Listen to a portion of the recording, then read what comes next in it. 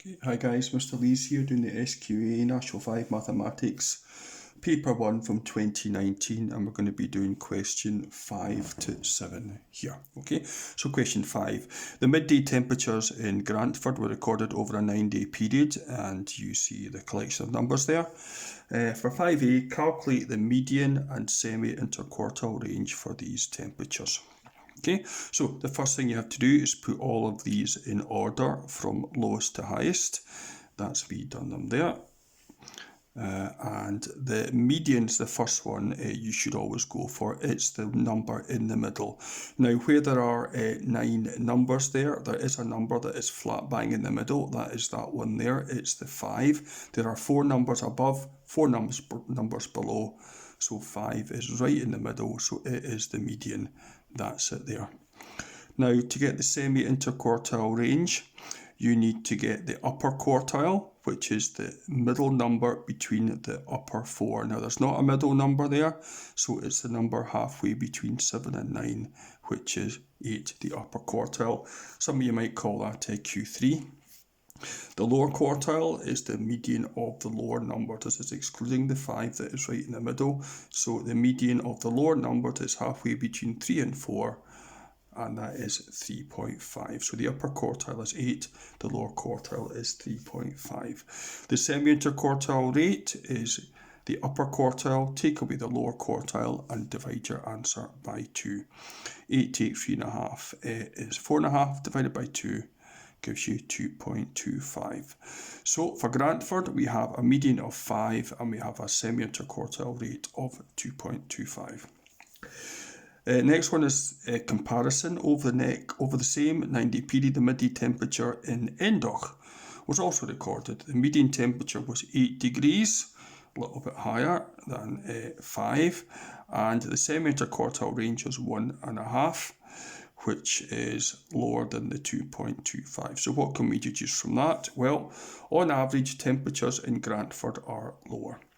Okay, that's the 5 compared to the 8. And the temperatures in Grantford are less consistent. So because the semi-interquartile is bigger than that one, then the numbers are less varied, less consistent. Let's move on to question 6. Where you are given the fuel consumption of a group of cars are recorded, and you've got a scatter graph with a line of best fit drawn. Find the equation of the line of best fit in terms of F and E. Don't forget the normal equation is y equals mx plus c, or y minus b is mx minus a. But they want to have it in terms of F and E. So the first thing we need to do is get the gradient of the line. So they're normally quite good at giving you 2 points flat on the line that you can actually take from the graph. So the line goes through 1.5, 14. And the line also goes through 3.5, 8. So we can now get the gradient. The gradient is 8 take 14 over 3.5 take 1.5. 8 take 14 is minus 6. 3.5 take 1.5 is 2. So the gradient of that line is minus 3. I'm going to use y minus b as mx minus a. So they're a, and I'm going to choose this as my a and b. So a is going to be 1.5. B is going to be 14. So y minus b, y minus 14 is m, which is minus 3, times x minus a, which is 1.5. Multiply through this, minus 3 times x is minus 3x, minus 3 times minus 1.5 is minus, and 3 1.5 is 4.5. You should know that. Let's tidy it up. So y equals minus 3x plus 4.5. Add 14, so y equals minus 3x plus 18.5. Don't forget to change the y to an f and an x to an e like they wanted at the very beginning. So f equals minus 3e plus 18.5. And for 6b, a Mars car has an engine or size of 1.1 litres.